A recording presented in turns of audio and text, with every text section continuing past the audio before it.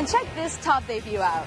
Matt Buschmann, 32 years old. He's pitched in 282 minor league games, has thrown over 1,000 minor league innings. He's also the husband of our very own SportsCenter anchor, Sarah Walsh.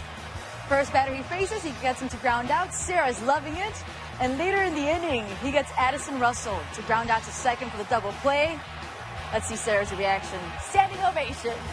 Even though the Arizona Diamondbacks lost 7-3. What a great moment. And for the latest baseball news, make sure to keep it locked right here, of course, on SportsCenter and ESPN.com.